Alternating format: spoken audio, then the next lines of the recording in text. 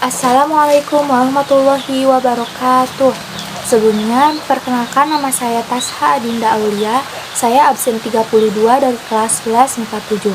Di sini saya akan menjelaskan atau mempresentasikan mind map yang telah saya buat tentang sistem regulasi manusia.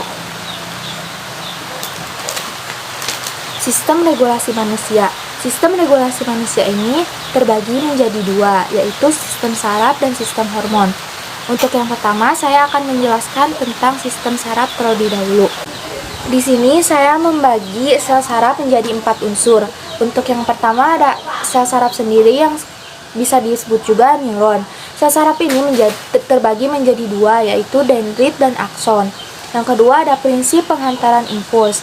Prinsip penghantaran impuls pun sama dengan sistem sel saraf, yaitu terbagi menjadi dua, yaitu sistem penghantaran lewat sel saraf dan penghantaran lewat sel sinopsis.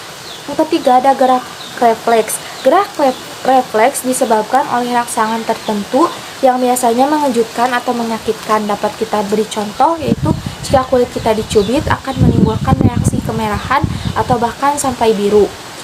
Itulah adalah gerak yang refleks yang disebabkan oleh kulit kita karena jika kita cubit itu adalah mengejutkan atau menyakitkan. Yang keempat ada susunan sistem saraf.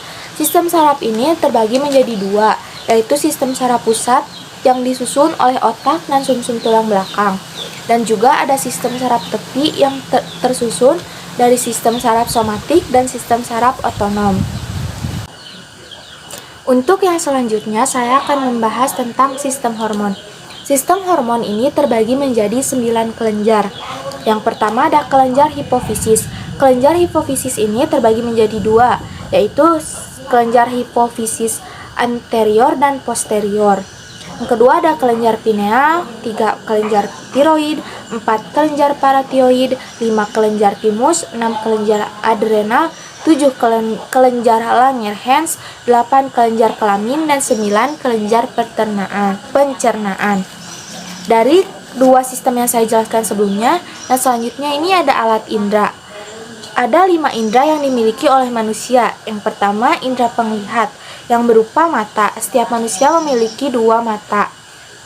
Yang kedua ada indera pendengar, yaitu telinga yang sama terdiri dari 2. Yang ketiga ada indera peraba dan perasa, yaitu kulit. Kulit adalah organ terluar manusia yang paling banyak. Yang keempat ada indera pembau, yaitu hidung. Yang kelima ada indera pengecap yang berupa lidah yang dapat merasakan asin, manis, pahit, asamnya makanan yang kita makan. Dapat terjadi kelainan pada sistem regulasi manusia yang berupa beberapa penyakit. Di sini saya memasukkan 9 penyakit yang mungkin sudah banyak dari kita sering mendengar tentang penyakit ini.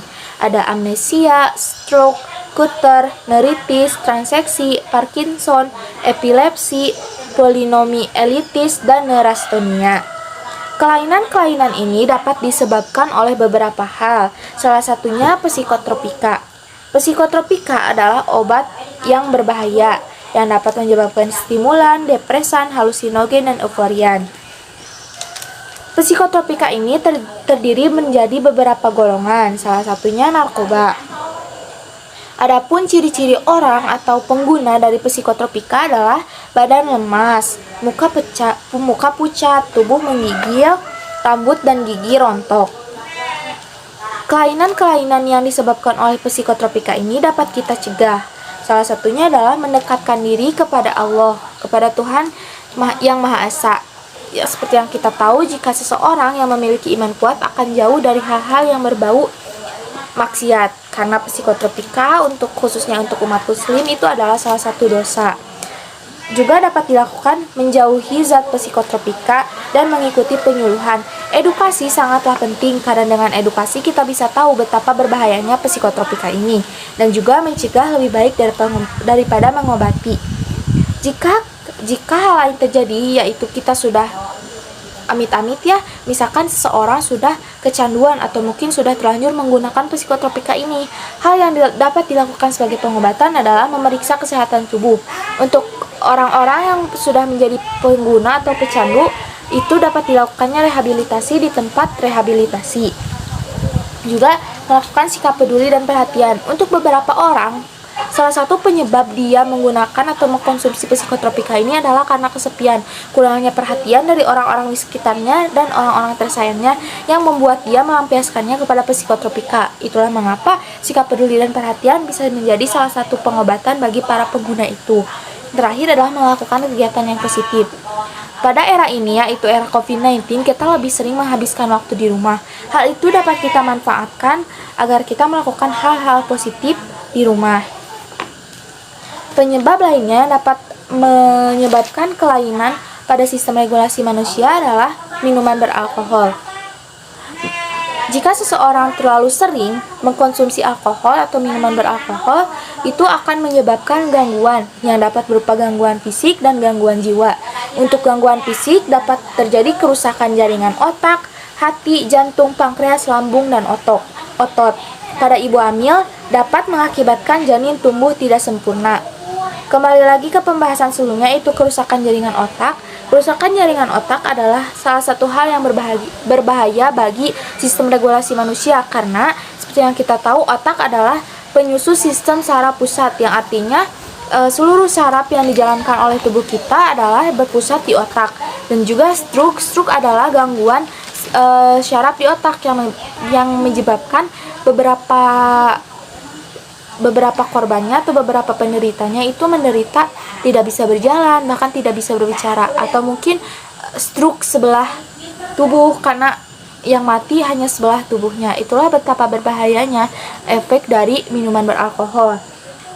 Jika dalam gangguan jiwa dapat berupa gangguan daya ingatan yang berupa amnesia. Amnesia adalah gangguan ingatan di mana seseorang itu lupa akan beberapa hal, atau mungkin amnesia permanen yang membuat dia melupakan sebagian besar memori yang ada di otaknya. Kedua, mudah tersinggung. Ini lebih ke hormon karena emosinya manusia itu diatur oleh hormon. Jadi hormon itu memiliki salah satu kaitan dengan mudah tersinggung ini. Pengendalian diri menurun dan agresif. Itulah mengapa sering kita lihat orang yang sedang mabuk atau mungkin dalam pengaruh alkohol cenderung jalan sempoyongan. Bahkan ada beberapa yang kita lebih sering melihat orang-orang yang dalam pengaruh alkohol itu berbicara kemana saja, melantur karena dari penyebab alkohol tersebut.